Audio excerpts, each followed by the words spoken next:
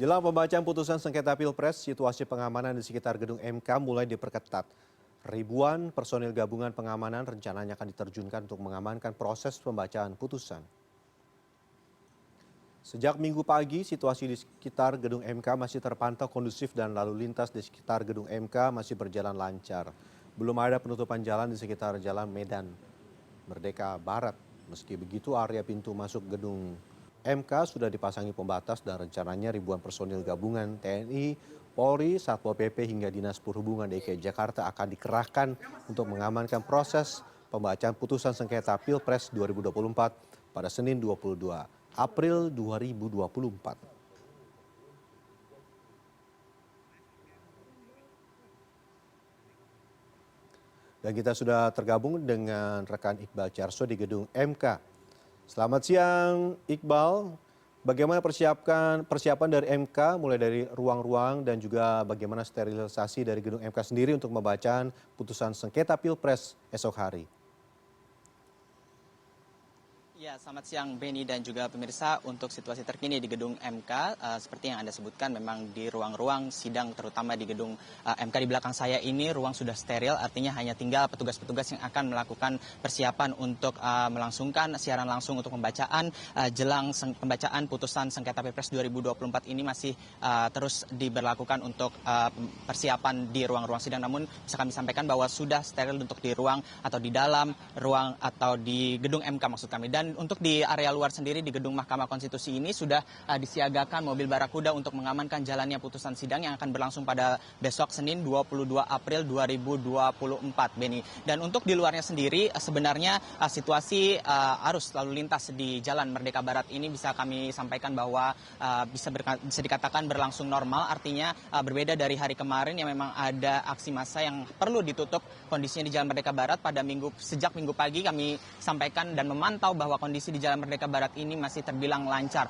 Namun bisa dilihat di layar kaca Anda bahwa beton-beton pembatas di pintu masuk gedung Mahkamah Konstitusi di Jalan Merdeka Barat ini sudah disiagakan oleh petugas keamanan. Dan tadi kami ketika memasuki area pintu masuk di gedung Mahkamah Konstitusi perlu ada pemeriksaan terlebih dahulu di sekitar tenda-tenda yang disiagakan oleh Polres Metro Jakarta Pusat, Beni. Dan untuk pembacaan putusan sidang sengketa Pilpres 2024 yang akan berlangsung besok 22 April 2024 ini situasinya memang masih bisa dikatakan cukup landai di Jalan Merdeka Barat dan perlu diketahui bahwa memang masyarakat yang akan melalui Merdeka Barat ini masih bisa dilalui. Namun untuk jelang sidang perselisihan hasil pemilu atau sengketa Pilpres yang akan berlangsung besok ini, juru bicara MK Fajar Laksono menyatakan bahwa besok sudah dikirimkan undangan gitu kepada kubu-kubu yang bersengketa, antara lain kubu 01 dan 03, kemudian kubu 02, bahkan Bawaslu dan juga KPU sudah diserahkan undangan kepada pihak-pihak terkait. Namun setiap pihak nantinya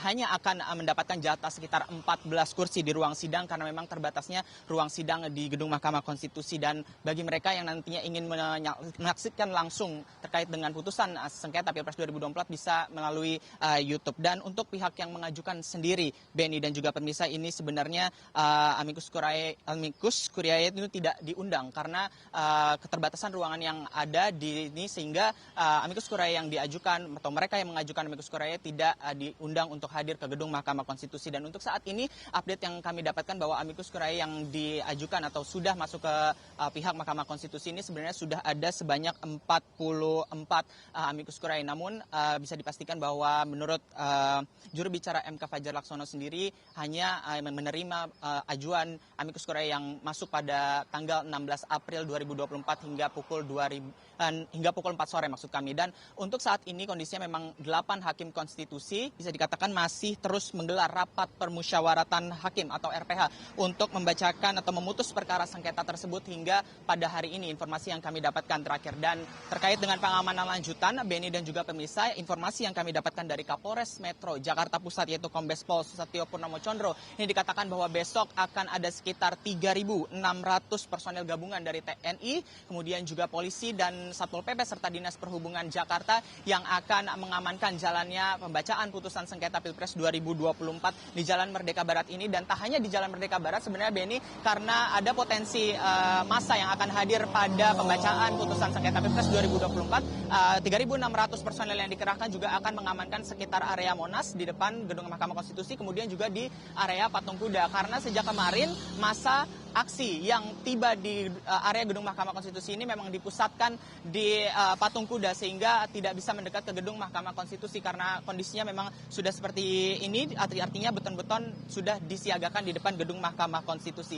Dan untuk massa yang hadir pada besok 22 April 2024 memang terbagi, bisa dikatakan dua kubu, antara lain kubu 02 dan juga kubu yang melakukan pengajuan pada sengketa Pilpres 2024 ini, di mana ada yang pro dan juga ada yang kontra, dan semuanya tentunya berdasarkan dari Kombes Pol Susatyo Purnomo Condro atau Kapolres Metro Jakarta Pusat ini disiagakan di Patung Kuda. Dan terakhir, Beni, terkait dengan amicus curiae, memang informasi yang kami dapatkan dari juru bicara MK ini sudah ada 44 yang nantinya juga mungkin akan diproses sebagian ataupun keseluruhan, yang nantinya memang dipastikan bahwa amicus curiae yang akan masuk itu disiagakan atau diproses pada tanggal 16 yang masuk pada 16 April 2024. Dan untuk rekayasa lalu lintas yang juga kami dapatkan informasinya, Beni, memang sekitar kawasan Medan Merdeka Barat nantinya akan bisa terjadi penutupan jalan apabila kondisi memang cukup padat atau ramai di Jalan Merdeka Barat ini pada Senin mendatang. Artinya masyarakat yang nantinya akan beraktivitas di kawasan Gambir ini perlu berhati-hati pada beberapa titik ruas jalan, di antara Jalan Merdeka,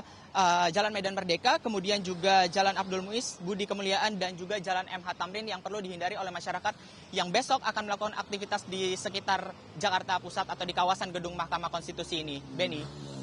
Baik, Iqbal, memang sudah ada sterilisasi dan juga bagus tadi catatan dari Anda bagi masyarakat yang akan melewati wilayah sekitar MK juga untuk berhati-hati karena ada beberapa penutupan di sana sehingga jangan sampai nanti terjebak kemacetan. Terima kasih Iqbal atas laporan Anda. Kita terus tunggu bagaimana laporan terbaru dari MK. Selamat bertugas kembali.